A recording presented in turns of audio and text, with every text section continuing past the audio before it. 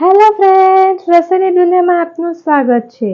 આજે હું તમને ચોમાસાની સિઝનમાં એકદમ ગરમા ગરમ બહાર લારી પર મળે તેવા ઘરે જ દાળવડા બનાવવાની રેસીપી જણાવીશ।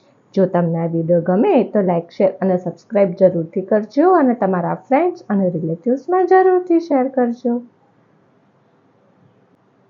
ફ્રેન્ડ્સ, તો આ ગરમા ગરમ દાળવડા હું તમને તોડીને બતાવું છું। તમે જોઈ શકો છો એકદમ સોફ્ટ બન્યા છે। જો તમને આ વિડીયો ગમે તો મારા વિડીયોના કમેન્ટ સેક્શનમાં જરૂરથી કમેન્ટ કરજો।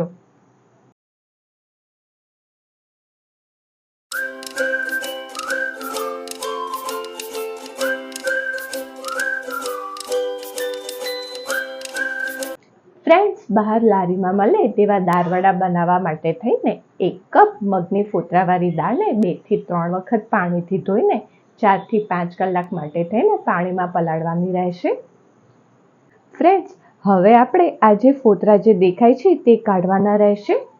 તમે આને ચમચીની મદદથી પણ કાઢી શકો છો। આવી રીતે ફોતરા કાઢવામાં ઘણો ટાઈમ જતો હોય છે, એટલે હું તમને બીજી એક સરળ રીત બતાવું છું। તમે જે બાઉલમાં દાળ પલાળેલી હોય તે બાઉલને આપણે છેક સુધી પાણીથી ભરી દઈશું। તે પછી આપણે બીજું એક બાઉલ લઈશું અને છન્ની લઈશું અને આપણે આને ગાળવાનું રહેશે। પાણી એકદમ નિતારી લઈશું અને આવી રીતના હલાવતા જવાનું રહેશે અને આ બધા ફોતરા તમે જોઈ શકો છો બધા ઉપર આવી ગયા છે। આવી રીતે 2 થી 3 વખત કરશો એટલે બધા ફોતરા ઉપર આવી જશે। આપણે દાળમાંથી બધા ફોતરા દૂર કરી દીધા છે। હવે આપણે તેને ક્રશ કરીશું।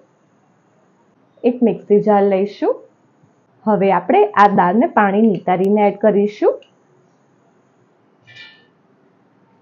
પાણીનો ભાગ ન આવે તે વાતનું ખાસ ધ્યાન રાખવાનું રહેશે।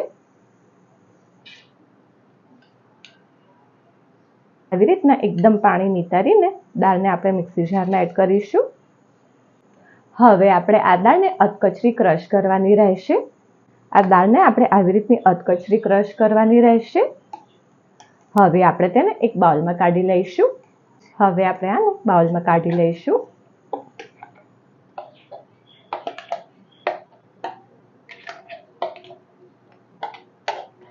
આવી રીતની તમે જેટલી પણ દાળ લીધી હોય તે બધી દાળને આવી રીતના અધકચરી ક્રશ કરવાની રહેશે। આપણી બધી દાળ ક્રશ થઈ જાય તે પછી તે જ મિક્સી જાર લઈશું ને તેમાં આપણે 4 થી 5 નંગ લીલા મરચાં એડ કરીશું। થોડુંક આદું, 7 થી 8 કળી લસણ એડ કરીશું ને હવે આ બધાને આપણે ક્રશ કરી દઈશું। ફ્રેન્ડ્સ, તો આપણી મસ્ત આદું, લીલા મરચાં અને લસણની પેસ્ટ રેડી થઈ ગઈ છે। હવે આપણે આને દાળવડા બનાવવાના ખીરામાં એડ કરી દઈશું। આ પેસ્ટને આપણે આમાં એડ કરી દઈશું।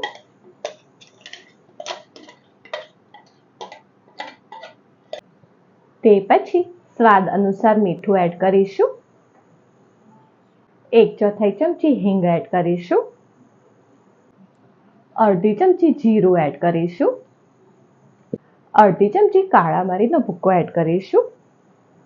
આમાં કાળા મરીનો ટેસ્ટ ખૂબ જ સરસ લાગતો હોય છે। તે પછી આપણે અડધી ચમચી ગરમ તેલ એડ કરીશું। ફ્રેન્ડ્સ, હવે આ બધું એડ થઈ ગયા પછી આપણે આ ખીરાને હાથથી 4 થી 5 મિનિટ સુધી આવી રીતના ફેંટવાનું રહેશે।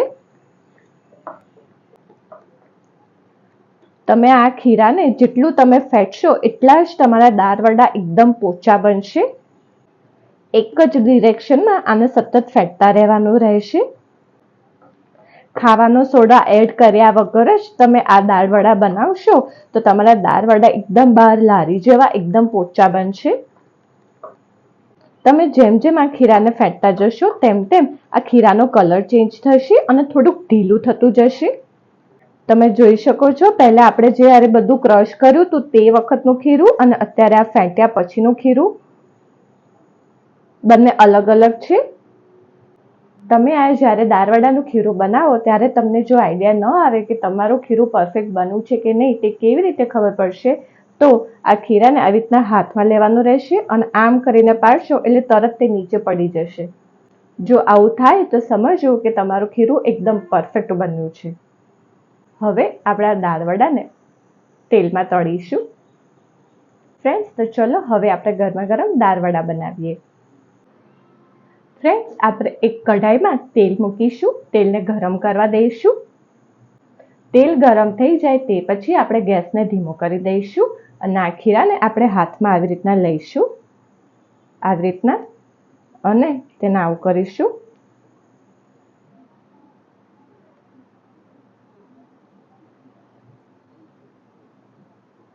ધીમા ગેસ પર આપણે તેને કરવાના રહેશે.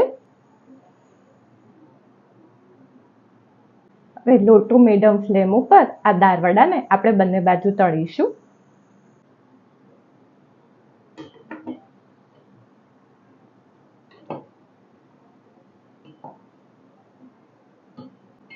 આવી રીતના બંને બાજુ તળવાના રહેશે.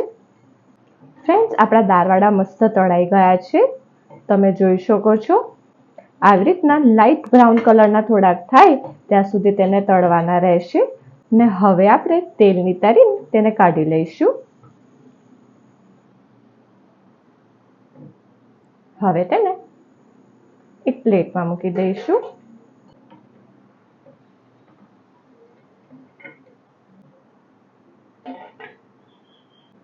જો તમે પહેલી વખત દાળવડા બનાવતા હોવ અને જો તમને હાથથી ઉતારતા ન ફાવતું હોય તો એક ચમચીની મદદથી ઉતારવાના રહેશે.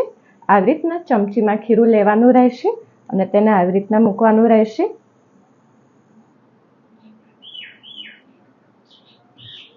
આવી રીતના બધા દાળવડા ઉતારવાના રહેશે. તમને હાથથી ક્યાં તો ચમચીથી જે રીતથી ફાવે તે રીતના બધા દાળવડા ઉતારવાના રહેશે. ને હવે આપણે લો ટુ મીડિયમ ફ્લેમ ઉપર તળીશું.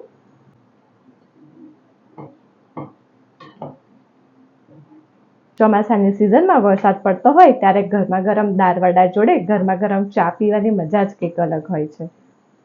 હવે આપણે આને લાઇટ બ્રાઉન કલરના થાય ત્યાં સુધી તળવાના રહેશે. ફ્રેન્ડ્સ, તો આપણા દાળવડા જે છે તે લાઇટ બ્રાઉન કલરના થઈ ગયા છે. હવે આપણે આ તેલ નિતારીને તેને બહાર કાઢી લઈશું.